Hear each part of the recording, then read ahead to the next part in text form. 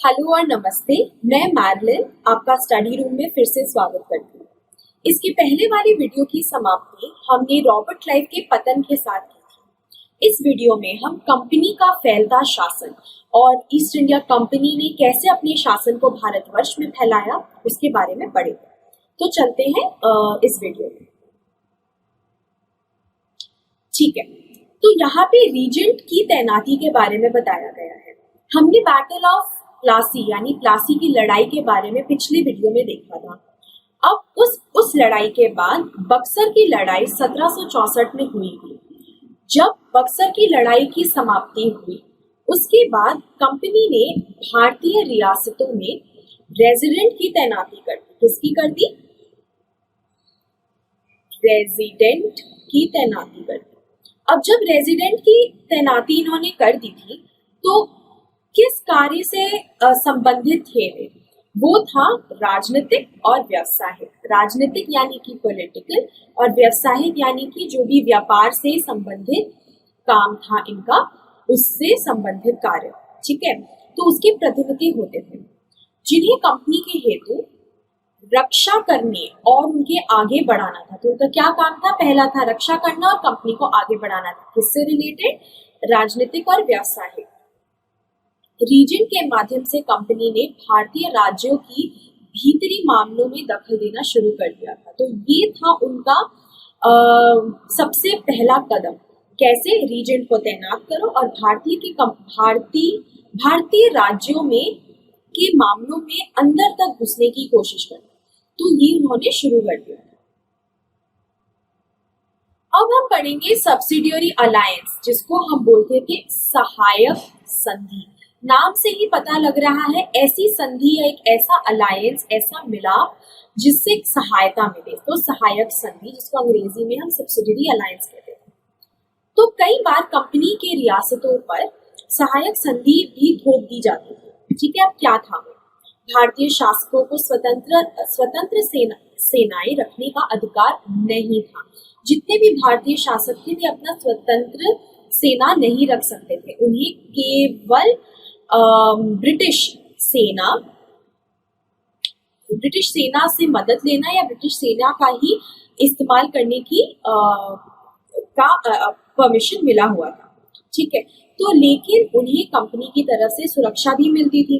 Even यदि वे किसी लड़ाई या किसी वॉर या किसी कोई और राज्य पे हमला करने की कोशिश करता था तो भारतीय सेनाओं भारतीय शासकों को ब्रिटिश सेना उनकी मदद करती थी। ठीक है, तो उन्हें सहायक सेना के लिए भुगतान करना पड़ा, जिसे कंपनी ने सुरक्षा के लिए बनाया था। भारतीय शासक रकम अदा करने में चूक जाते थे और जुर्माने के तौर पर उन्हें इलाका कंपनी अपने कब्जे में ले लेती थी। तो कंपनी ने क्या करना शुरू कर दिया कि यदि आप रकम नहीं दे पा रहे हैं, किस चीज की रकम? अगर उन्होंने सहायक संधि मांगी किसी भी प्रकार की, या तो वो सेना के हिसाब से, और रकम नहीं पूरी कर पाई तो वे राज्य में से उनका एक जमीन या एक इलाका को कब्जा कर लेते थे। और ऐसा ही एक कार्य हुआ था सन 1801 में, जब अवध के जो राजा थे वो थे या नवाब थे, वो थे सिराजुद्दौला। उनको अपनी आधी से ज्यादा संपत्ति कंपनी को देने में मजबूर कर दी गई थी। अब जब कंपनी को खतरा दिखाई दिया, ईस्ट इंडिया कंपनी को खतरा दिखाई दिया, कहा राजनीतिक और आर्थिक हितों पर उन्हें खतरा दिखाई दिया, तो कंपनी ने प्रत्यक्ष सैनिक टकराव का रास्ता भी अपना लिया। क्या किया उन्होंने? सैनिक टकराव। और यही चीज हम दक्षिण भारतीय राज्य मैसूर, जो कर्नाटका में आता है, का उदाहरण से बताया गया है। ठीक है, तो अभी हम देखेंगे कि मैसूर में ईस्ट इंडिया कंपनी का क्या प्रभाव था। अब टिप्पू सुल्तान, जिसको हम शेर ए मैसूर भी कहते थे। ठीक है, अब क्या हुआ? हैदर अली जो 1761 से 1782 तक का उनका शासनकाल था, और उनके बेटे थे, कौन थे? वे थे टिप्पू सुल्तान। टिप्पू सुल्तान का था 1782 से 1799 तक का शासनकाल, और इनके नेतृत्व में मैसूर बहुत ही ज्यादा ताकतवर हो चुका था। टिप्पू सुल्तान को हम एक और चीज से जाना जाता था, अगर आपको ध्यान होगा तो टिप्पू सुल्तान की एक तलवार थी जो अंग्रेजों ने ले ली थी उनके शासन के समय में, ठीक है। और ये तलवार बहुत रिसेंटली, बहुत मतलब कुछ 10 साल पहले तक भारतवर्ष ने लेने की कोशिश की, और टिप्पू सुल्तान की तलवार वापस भारत में इतने सालों बाद वापस आई है, ठीक है। तो ऐसी चीजें आजकल होती रहती हैं, और हमें बहुत सी ऐसी चीजें हैं जो हम आगे के चैप्टरों में पढ़ेंगे कि कैसे अंग्रेजी सरकार ने भारतवर्ष को लूट लिया था, ठीक है। अब मलाबार तट पर चैप्टर पे जब हम वापस आते हैं तो हम देखते हैं कि यहाँ पे लिखा है कि मलाबार तट पर होने वाला व्यापार इस रियासत के नियंत्रण में नियंत्रण में था, जहां से कंपनी काली मिर्च और इलायची खरीदती थी। ये तस्वीर टिप्पू सुल्तान की है, ठीक है। अब 1785 में क्या हुआ? चंदन की लकड़ियां, काली मिर्च, इलायची, इन सब का निर्यात रोक दिया गया था। स्थानीय सौदागरों को भी कंपनी के साथ कारोबार करना भी रोक दिया गया था। भारत में रहने वाले फ्रांसीसी व्यापारियों में घनिष्ठ संबंध विकसित किए गए। अब टिप्पू सुल्तान को शहर मैसूर भी बोला जाता था। अंग्रेजों ने हैदर अली टिप्पू सुल्तान के पिता थे, और टिप्पू सुल्तान दोनों को बहुत महत्वाकांक्षी, घमंडी और खतरनाक रूप में देखा था। और टिप्पू सुल्तान और हैदर अली ने बहुत सारी जंग लड़ी अंग्रेजों के खिलाफ, ठीक है। कितनी थी? कम से कम 4 जंग थी जो हुई थी, मैसूर के 4 जंग।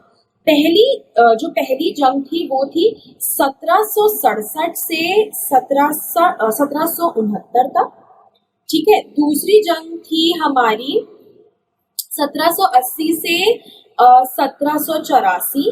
तीसरी थी हमारी 1790 से 1792 में, और जो चौथी जंग थी वो थी 1799 में, ठीक है। इन सारी लड़ाइयों के बाद सेरिंगपट्टम की जंग हुई, जिसमें अपनी राजधानी थी, और उसकी राजधानी की रक्षा करते हुए टिप्पू सुल्तान मारे गए, ठीक है। मैसूर का जैसे ही राज्य खत्म हुआ तो वुडेयर्स यानी वुडेयार का राजस्व शुरू हो गया था, और उनको पूरा राजवंश सौंप दिया गया था। इसके साथ ही एक सहायक संधि भी थोप दी गई थी। अब जब टिप्पू सुल्तान की मृत्यु हो गई थी, जब पिछले आखिरी जंग में, तो उनके बेटे को बंधक बनाकर कर्नल वॉलिस के सामने पेश किया गया था। तो ये वो तस्वीर है जहाँ पे टिप्पू सुल्तान के बच्चे को, उनके बेटों को कर्नल वॉलिस के सामने पेश किया जा रहा है।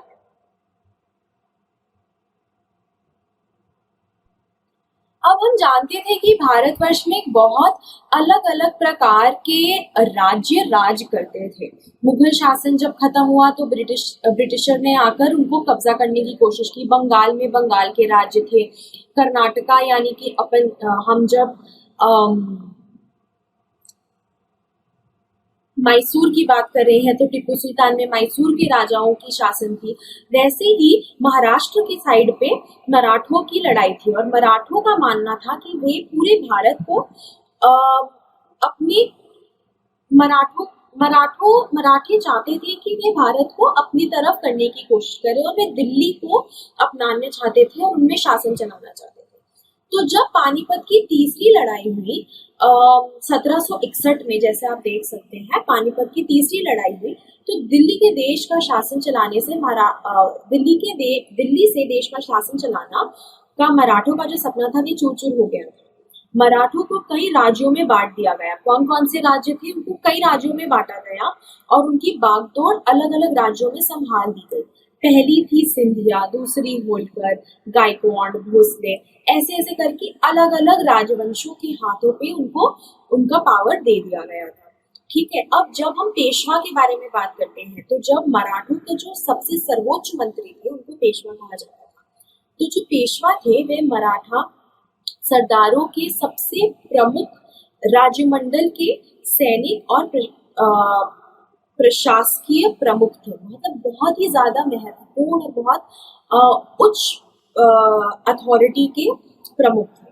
ठीक है, महादजी सिंधिया और नाना फडणवीस ये दोनों 18वीं सदी के आखिर के दो प्रसिद्ध मराठा योद्धा थे और राजनीतिज्ञ थे। यही दोनों आखिर में 18वीं सदी तक सबसे मशहूर और प्रसिद्ध मराठा योद्धा राजनीतिज्ञ बच गए। पहला युद्ध जैसे कि हम देख सकते हैं तो पहला युद्ध 1782 में सालबाई संधि के साथ खत्म हुआ और इस लड़ाई में कोई भी पक्षों ने कोई पक्ष नहीं जीता या कोई भी साइड नहीं लिया गया। दूसरी जो लड़ाई हुई थी वो अंग्रेज मराठा युद्ध थी 1803 से 1805।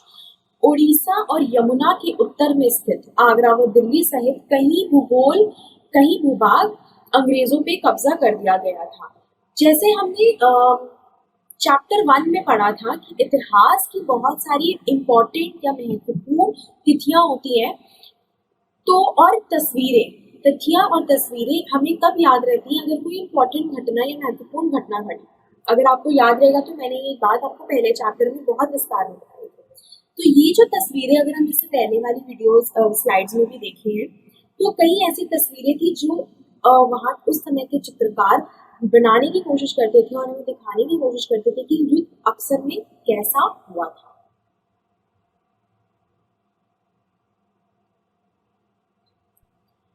अब जैसे ही मराठों का पावर और उनका पावर कम होने लगे और वे हारने लगे काफी सारी लड़ाइयां, तो हम भी देखने लगे कि जैसे जैसे मराठे वीक हो रहे थे और वे हार रहे थे, अंग्रेजों का कब्जा भारतवर्ष में और भी ज्यादा मजबूत हो रहा था।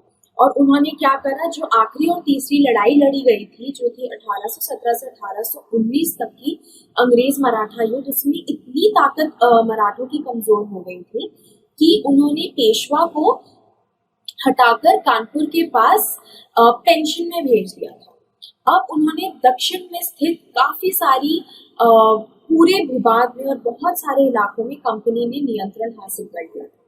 तो हम देखते हैं कि कैसे कैसे उन्होंने एक एक राज्यों को हटाकर कंपनी ने, ईस्ट इंडिया कंपनी ने राज्यों को हटाया और एक एक राज्य को अपने कब्जे में करना कोशिश किया। लड़ाई की उन्होंने, सारे राजा महाराजाओं से लड़ाई की और सब्सिडियरी अलायंस स्टार्ट किया और उसकी वजह से बहुत सारा जमीन भी उनको मिल गया। ऐसे ही करके उन्होंने धीरे धीरे कब्जा शुरू कर दिया। तो आज की वीडियो हम यहीं पे खत्म करेंगे और अगले वीडियो में। ठीक है, बाय।